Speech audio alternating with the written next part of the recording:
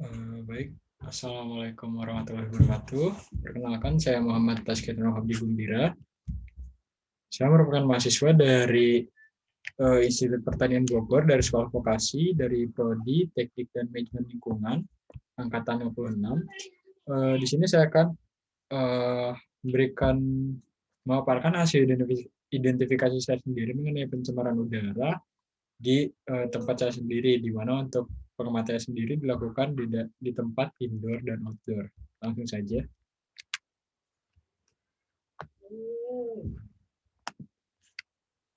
Nah, mengacu pada Undang-Undang Nomor 23 Tahun 1997,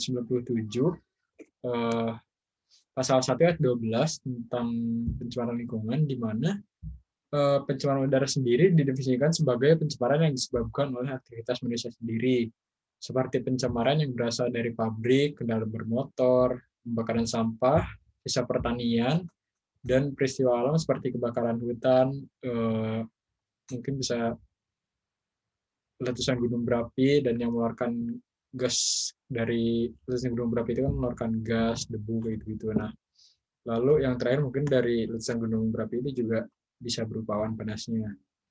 Nah, di sini didefinisikan dari beberapa contoh, itu ada beberapa juga yang sering kita jumpai di lingkungan kita sendiri. Salah satunya yakni mungkin pembakaran sampah dan sisa pertanian. Nah, di sini saya akan mengangkat terlebih dahulu mengenai debu atmosferik.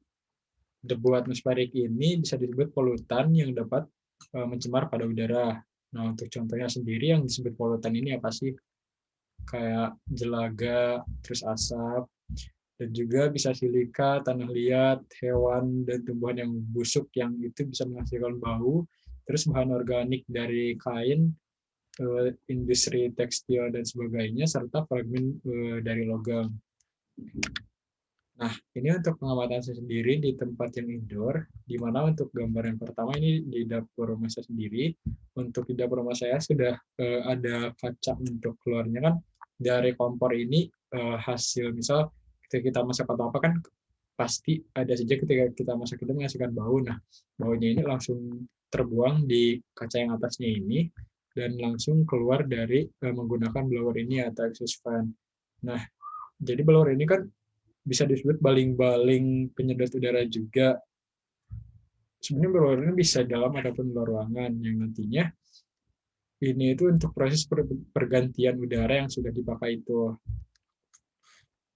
Jadi ketika kita masak, takutnya nanti di dalam ruangannya itu bau, kita sudah menggunakan blower yang agar apa ya, udara di dalam ruangannya itu aman gitu dari bau ataupun sebagainya.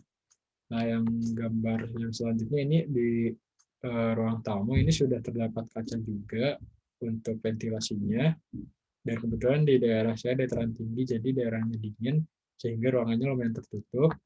Lalu ini untuk kamar-kamarnya sudah ada kaca juga di tiap ruangan. Jadi untuk identifikasi pencemar udara di indoor ini menurut saya sudah baik karena dari setiap ruangan juga ada ventilasinya agar kualitas udara di ruangan itu aman untuk kesehatan juga gitu. Nah, selanjutnya ini untuk yang outdoor, di mana untuk pencemar udara sendiri yang biasanya atau mungkin kita harus ketahui itu ada karbon monoksida, terus ada karbon dioksida, ada sulfur dioksida juga, terus ada klorofluoroklorida. Nah, dari banyak kegiatan manusia sendiri untuk outdoor ini yang setelah saya sendiri melakukan identifikasi itu banyak kendaraan bermotor yang lewat di depan rumah juga yang itu bisa untuk kegiatan bermotor juga kan itu dampak untuk kita yang sendiri banyak juga. Nah, salah satunya mungkin eh, dari hasil kegiatan motor ini banyak banyak polusi atau polutan yang bisa dihasilkan. Contohnya seperti gas CO atau karbon monoksida yang terlepas nantinya akan menjadi polutan di udara juga.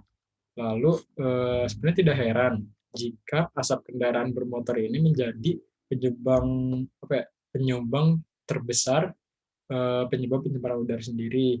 Bahkan polusi udara sendiri di Jakarta ini sempat jadi, maksudnya di daerah Jakarta sempat jadi perhatian dunia belakangan ini karena tingkat pencemaran udara di sana itu sudah sangat tinggi dari kendaraan bermotor ini.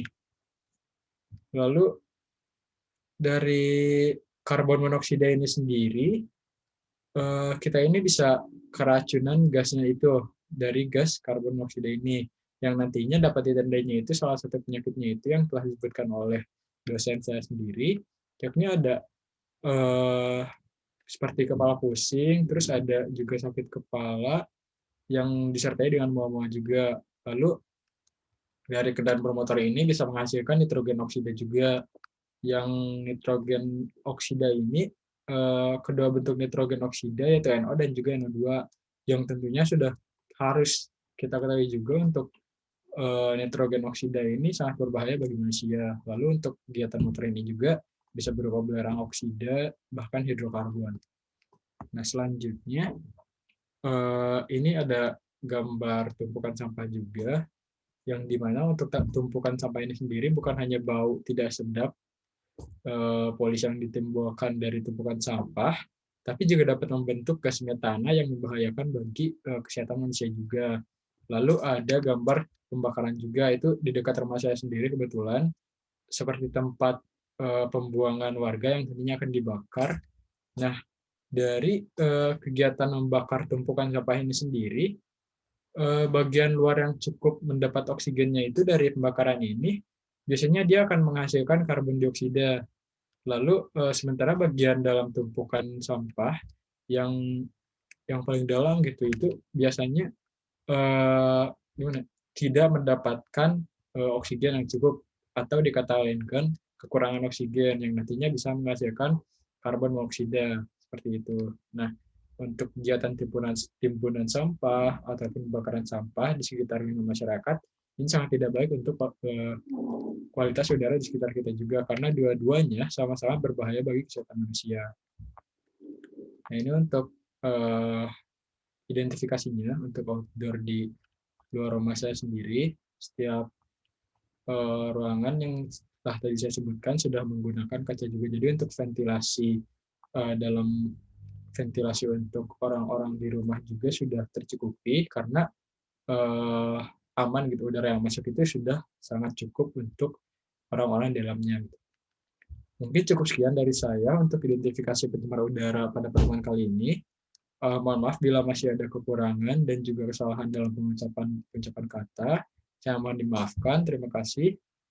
Saya Muhammad Tasya undur diri. Wassalamualaikum warahmatullahi wabarakatuh.